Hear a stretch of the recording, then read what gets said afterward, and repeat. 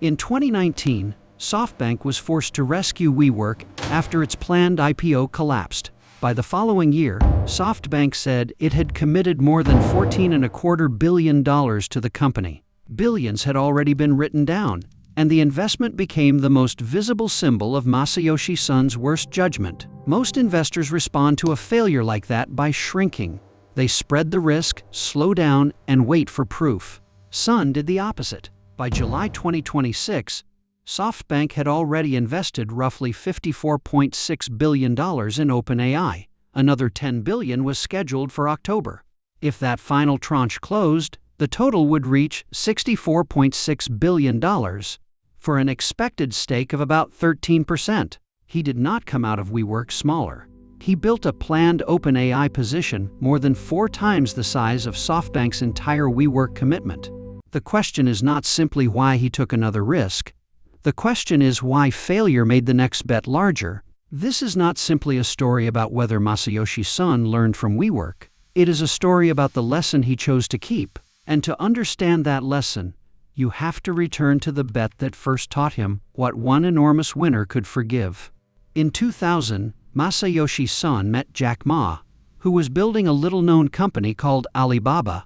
The company had no global reputation, no proven profits, and no obvious reason to become one of the most important businesses in the world. Son invested $20 million. Reuters later reported that the meeting began with only a few minutes on the schedule. Son was not buying a spreadsheet. He was buying the possibility that the person in front of him could organize a market that did not yet exist. It was the kind of decision that looks irrational because the evidence arrives after the money. That decision became one of the greatest venture investments ever made. By 2019, after SoftBank had already sold part of its position, its remaining Alibaba stake was still worth roughly $101 billion. Think about what that does to a person, not only to the balance sheet, but to the way the mind measures danger.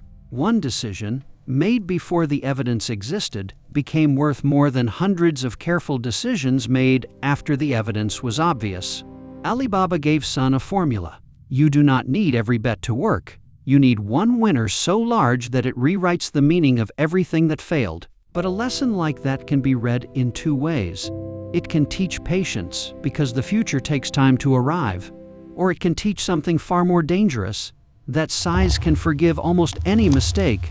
Alibaba was not only a success, it was permission to keep swinging and to ignore the people telling him that the next idea was too early, too expensive, or too strange. Son had already backed hundreds of internet companies when the dot-com bubble burst.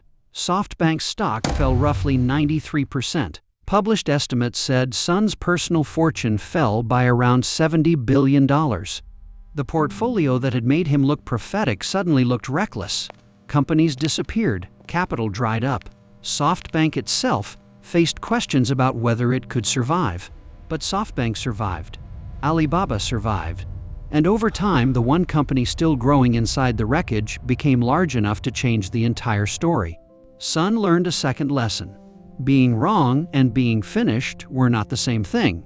A collapse could be temporary. A terrible year could become a footnote. If you survived long enough for the future to catch up, the dangerous part was not only that he survived, it was what survival appeared to prove. When everyone else panicked, conviction could look like stupidity right before it looked like genius. Rather than retreat from technology after the crash, SoftBank pushed deeper into Japan's broadband market. That choice mattered. Son did not rebuild by becoming conservative. He rebuilt by finding another infrastructure shift and moving before the outcome was settled. Survival, in his mind, was not passive endurance. It was permission to keep attacking. The next step was inevitable. Son would take that personal instinct and turn it into a machine. In 2017, SoftBank launched the Vision Fund with roughly $100 billion. Saudi Arabia's public investment fund committed $45 billion. The story later repeated around the financial world was that Son secured that commitment in a meeting that lasted about 45 minutes, $1 billion per minute. The operating idea was simple and, in the right market, rational. Find the company most likely to dominate a category. Give it enough capital to expand faster than every rival. Let scale become the moat before competitors can respond. The money was not merely funding, it was a weapon. A startup that had expected $200 million could receive far more, along with an instruction that sounded like opportunity and pressure at the same time: grow now before somebody else does. This approach could create genuine winners. Network effects, logistics, software, and marketplaces often reward the company that reaches scale first. But the same capital could also hide weakness. Revenue could rise while the business model remained unproven. Growth could make the evidence arrive later, not sooner. A traditional investor can abandon a bad idea when the numbers turn. A fund this large could do something else: give the idea more money, buy more time, and make the company appear stronger, because the world assumed someone with that much capital must know something. Capital did not only finance the story, it could validate the story before the business had earned that validation. The Vision Fund did not invent Son's instinct. It multiplied it. One man's belief could now move hundreds of millions of dollars before the market had time to disagree. Then that machine met Adam Neumann. At first, WeWork looked like the perfect Vision Fund company. It was growing quickly. Its founder was magnetic. Ordinary office space was presented as a technology platform, a global community, and eventually an operating system for work. Son reportedly saw something in Adam Neumann that reminded him of Jack Ma. That comparison mattered. Alibaba had taught Son that the strangest founder in the room might be the only person seeing the future clearly. By early 2019, WeWork had been valued at $47 billion. That valuation was not only a number. It was a signal to employees, landlords, lenders, and smaller investors that SoftBank had already seen the future and priced it. Then the company filed to go public, and the private story had to survive public evidence. In the first half of 2019, WeWork generated roughly $1.5 billion in revenue, and still lost more than $900 million. Its basic structure was difficult to ignore. The company signed long-term leases, then depended on customers who could leave after much shorter commitments. The filing also exposed governance problems. WeWork had leased properties connected to Neumann. It had paid him for rights to the word "we" before he returned the money. Details that had looked eccentric in private now looked dangerous in public. The valuation did not merely fall. The story collapsed. Investors discussed figures as low as $10 to $12 billion. The IPO was withdrawn. Neumann stepped down. SoftBank agreed to a rescue package worth more than $10 billion, adding still more capital to protect the capital already inside. By April 2020, SoftBank said it had committed more than $14.25 billion to WeWork. 3 years later, WeWork filed for bankruptcy. Son publicly admitted that his judgment had been poor. The obvious lesson was to stop trying to force reality to catch up with capital. Slow down. Demand proof. Never let one founder turn conviction into a substitute for governance. For a while it appeared that he had changed. SoftBank talked more about discipline. Investment activity slowed. The era of the blank check looked finished. He did learn, just not the lesson most people expected. 3 years before the Vision Fund launched, SoftBank had agreed to buy a British company called Arm for roughly $31 billion. Arm did not rent desks, sell a consumer dream, or depend on a charismatic founder.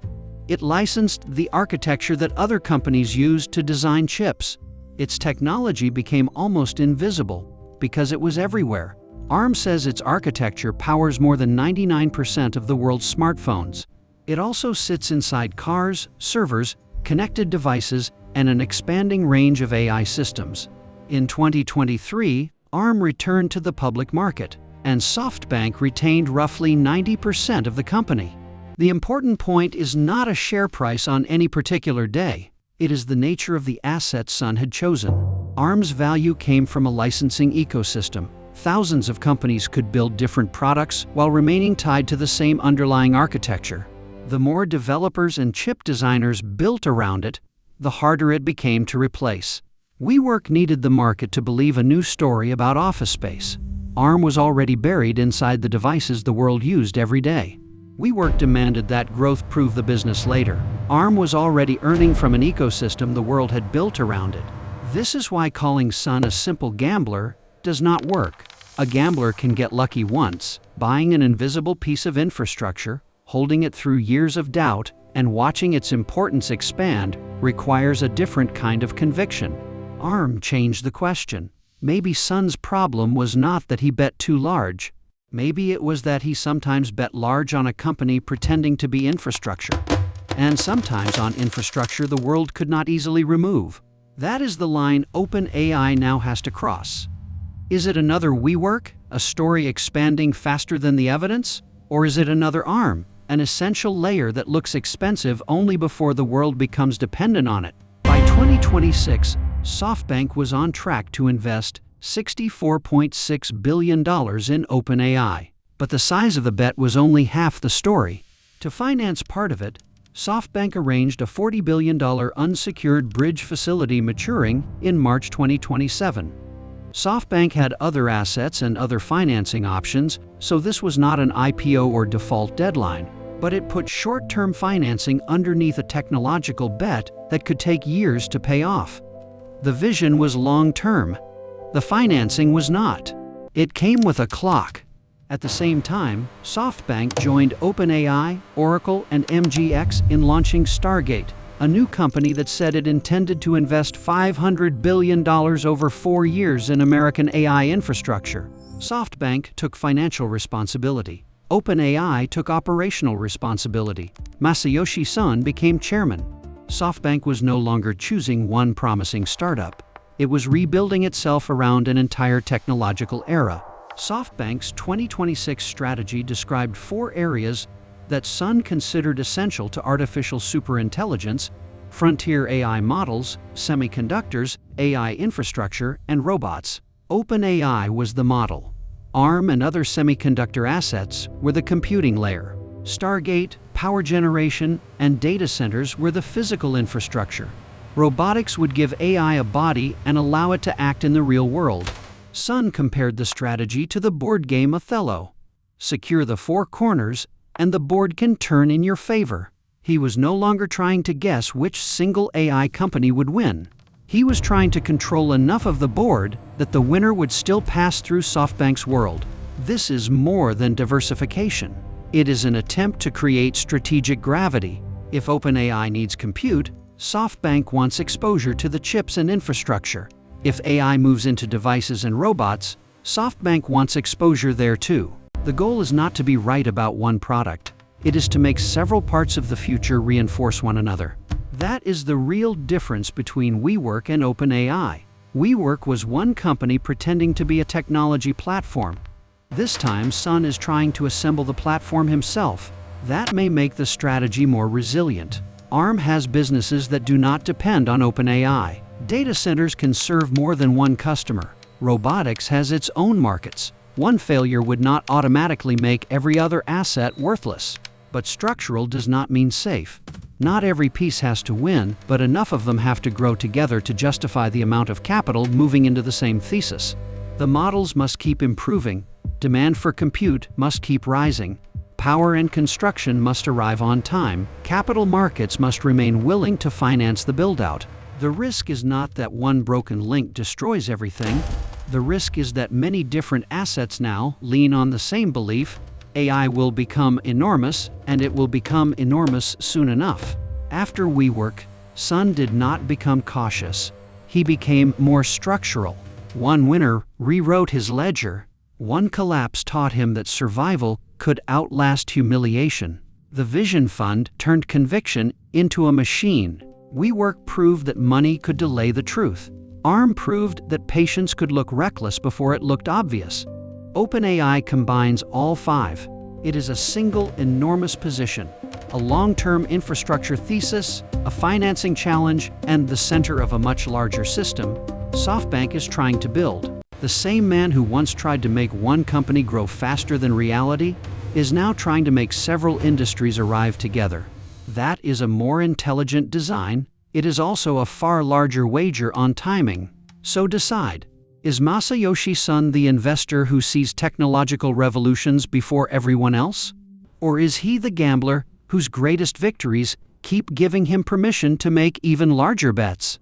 OpenAI may become his next Alibaba. It may become the infrastructure layer that makes today's price look small. Or WeWork's lesson may return in a different form, not as one founder selling a dream, but as an entire ecosystem built on the assumption that the future will arrive fast enough to pay for itself. That answer has not been written yet, still echoing